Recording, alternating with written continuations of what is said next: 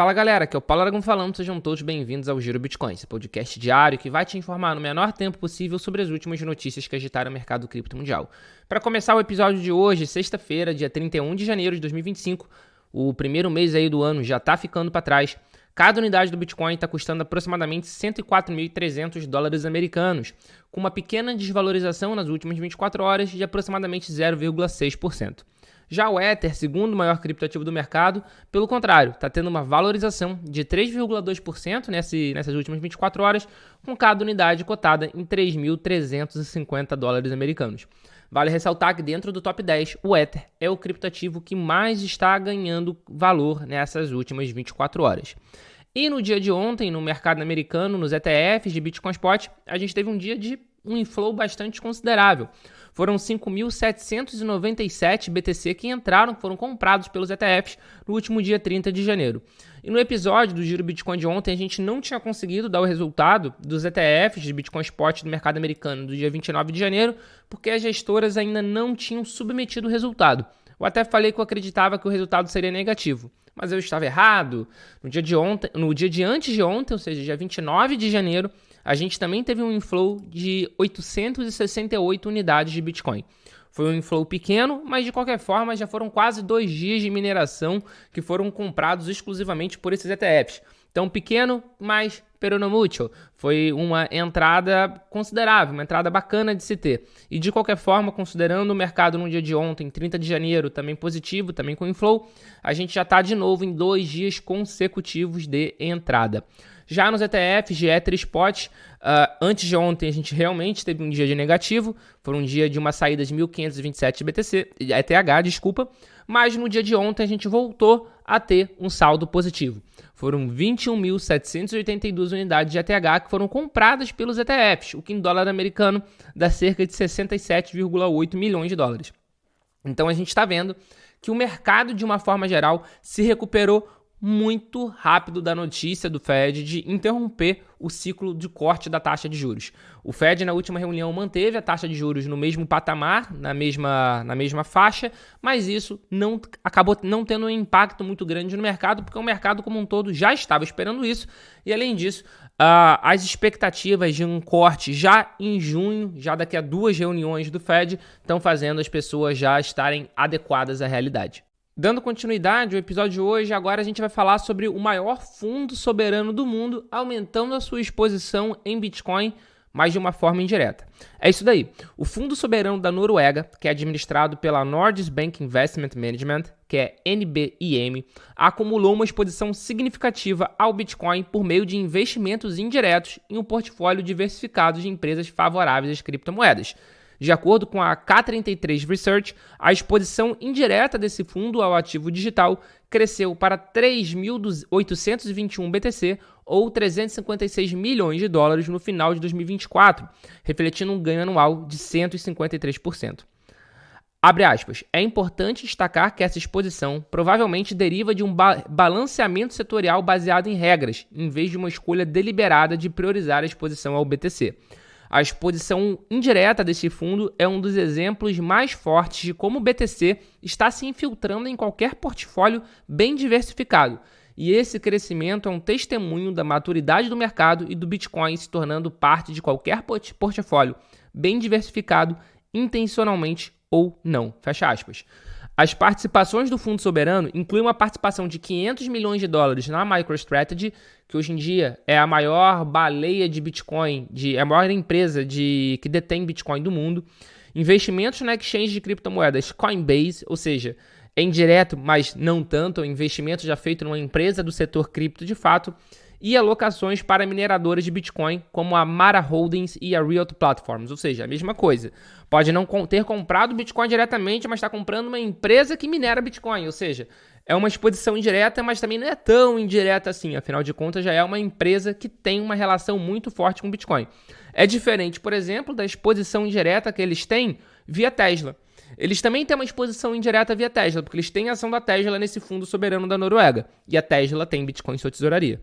Então, isso é uma exposição bastante indireta, mas é muito mais indireta via Tesla do que, por exemplo, via uma mineradora de Bitcoin ou via Coinbase, que é uma exchange de criptomoeda. E dando continuidade ao episódio de hoje, mas ainda falando sobre a questão de países se envolvendo com Bitcoin, países se envolvendo com criptomoeda, El Salvador pediu um empréstimo para o FMI e teve que fazer algumas concessões na lei Bitcoin para conseguir esse empréstimo.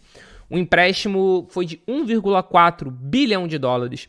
Esse acordo já tinha sido fechado em dezembro e o FMI tinha pedido algumas coisas, como, por exemplo, a redução do interesse de El Salvador por Bitcoin. Aconteceram diversas negociações e, de fato, teve no dia de ontem uma votação na Câmara de El Salvador. Na verdade, a votação foi no dia 29. Foi antes de ontem. Aconteceu essa votação na Câmara de Deputados de El Salvador e aconteceram algumas modificações na lei. O status de legal tender mudou. Bitcoin não é mais uma legal tender de El Salvador. O que isso quer dizer? Ela não é mais uma moeda obrigatória. Então, não são todos os estabelecimentos que precisam necessariamente aceitar Bitcoin. Agora, essa aceitação é opcional. De qualquer maneira, isso não quer dizer que El Salvador diminuiu o seu interesse por criptomoedas de uma forma geral. El Salvador, se a gente for ver aqui, a carteira de El Salvador, nesse momento, eles têm 6.050 unidades de BTC e eles continuam comprando um Bitcoin todos os dias. Inclusive, esse podcast está sendo gravado na manhã, agora do 31 de janeiro, e essa compra do dia 31 de janeiro aconteceu há 50 minutos atrás. Eles compraram o Bitcoin de hoje. Então, eles compram um Bitcoin por dia e, de vez em quando, eles compram até mais. Então, há 2 semanas atrás, teve um dia que eles compraram 11. Há um mês atrás, teve outro dia que eles compraram 12. Então, eles mudaram a lei Bitcoin em El Salvador. Bitcoin perdeu o status de legal tender, mas, de qualquer forma, El Salvador continua muito dedicado nas criptomoedas. Inclusive, nesse momento, está tendo um evento lá em El Salvador chamado Plan B, que é um evento de Bitcoin, está acontecendo ali na praia de Alzonte. E eu perguntei para a Lorena Almada, que inclusive já participou de uma conversa, de um criptopapo comigo lá no Cointelegraph, uma live lá no canal do Cointelegraph Brasil no YouTube. Eu perguntei para ela o que tinha mudado, porque ela está há algum tempo lá em El Salvador, e eu perguntei para ela o que tinha mudado essa questão da lei, né? O que mudaria na vida das pessoas. A frase dela foi a seguinte: não mudou muito, para ser sincera. Aqui a adoção ainda não é muito alta.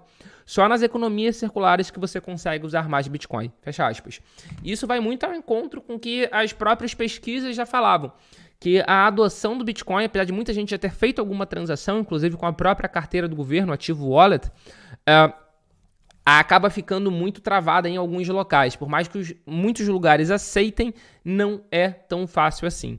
De qualquer forma, teve essa mudança na lei. A gente vai acompanhar de perto para saber se isso vai ter alguma influência de fato no quanto El Salvador acredita no Bitcoin ou não, mas eu particularmente acho muito improvável que tenha alguma mudança, além dessa mudança no papel, que apenas está refletindo a realidade. De acordo com os relatos que a gente já escutava, de fato não eram todos os lugares que gostavam de receber em Bitcoin, gostavam de receber em criptomoeda. Eram obrigados porque era lei. Mas agora não vão ser mais obrigados, é opcional, justamente por causa desse empréstimo do FMI. A gente vai acompanhar de perto e vai trazer aqui para vocês, em primeira mão, tudo o que acontecer. Dando continuidade ao episódio de hoje, e agora falando de Brasil, o deputado federal Eduardo Bolsonaro, filho do ex-presidente Jair Bolsonaro, defende a proibição do Drex e afirma que o Bitcoin é fundamental para devolver ao povo o poder com liberdade. Abre aspas, presidente Trump falou em seu discurso que transformará os Estados Unidos na capital mundial de cripto e assinou um decreto impedindo o desenvolvimento de uma moeda digital centralizada, que é o que o Lula quer fazer no Brasil, criando uma moeda digital de nome Drex. Não podemos ficar para trás no Brasil. Precisamos impedir que o Drex seja colocado em circulação. Fecha aspas. Em seguida, o Eduardo Bolsonaro mencionou elogiosamente o Bitcoin, sem, no entanto, fazer qualquer menção a uma possível adoção da criptomoeda em nível governamental no Brasil. Vale ressaltar que, logo na primeira semana do seu novo governo, o Donald Trump assinou uma ordem executiva que proíbe que instituições do governo americano desenvolvam moedas digitais, incluindo uma CBDC atrelada ao dólar.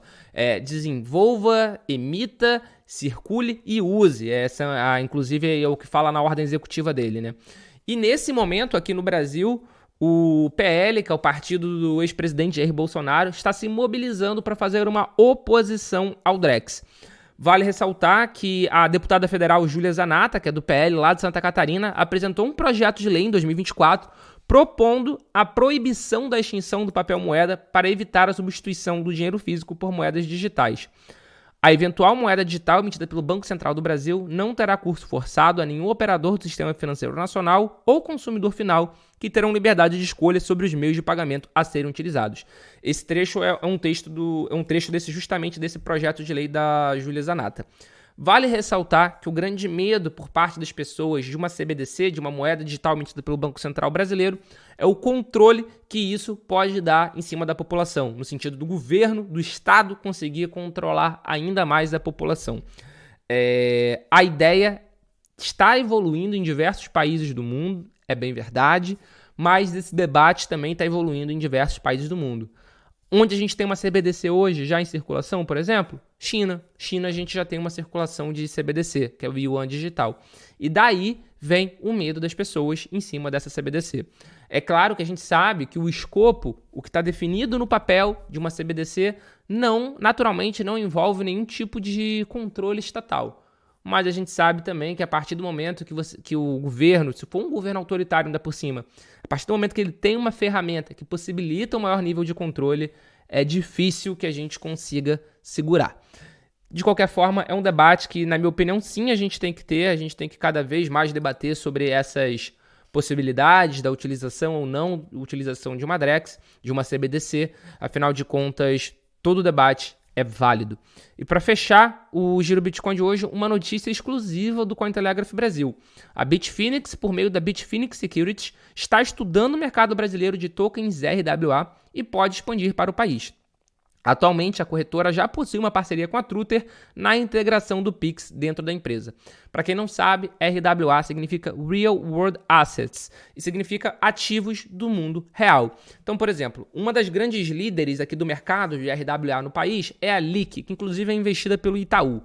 E o que eles fazem? Eles compram créditos, por exemplo, de recebíveis e tokenizam esses créditos. Então, eles compram 1 milhão, eles entram em parceria com o emissor desses créditos e eles oferecem isso. Então, você não vai precisar mais de 1 milhão, por exemplo, para comprar todo o crédito de recebível de uma loja em específico, porque eles estão tokenizando e eles vendem tokens a partir de R$25, onde você consegue ganhar um rendimento até acima do CDI, geralmente é na casa de 1,3%, 1,4% ao mês, a partir de R$25. Você não precisa mais de um montante muito grande de dinheiro.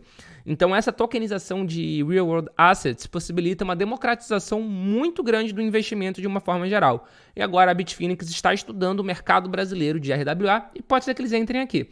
Durante a Plan B Conference, que justamente está sendo realizada agora em El Salvador, que a gente falou no início desse episódio, a empresa estendeu conversas com outros players regionais e se mostrou interessada no Brasil devido ao tamanho do mercado de RWA no país e ao framework regulatório positivo, liderado pela CVM e pelo Banco Central via testes com a moeda CBDC brasileira com a Drex. Abre aspas. Acho que a região precisa de mercados de capitais melhores. É difícil para as empresas acessarem capital e queremos ajudar a reduzir essa barreira, tornando mais fácil para as empresas acessarem investidores globais e conseguirem um capital necessário para crescer. E nesse sentido, o Brasil é uma economia enorme, então definitivamente seria interessante. Quem falou isso foi o Jess Knudson, que é o Head de Operações da Bitfinex Securities. De qualquer forma, ele também garantiu que o foco da empresa nesse momento está em El Salvador, justamente por causa de todas as questões regulatórias e de como El Salvador é um país Bitcoin friendly, é um país crypto friendly. De qualquer forma, o Brasil é a maior economia da América Latina e é claro que a economia brasileira chama muito a atenção de qualquer empresa que queira se expandir por aqui. Esse foi o Giro Bitcoin de hoje. Se você chegou até aqui no episódio, não deixa de botar o seu comentário aqui embaixo.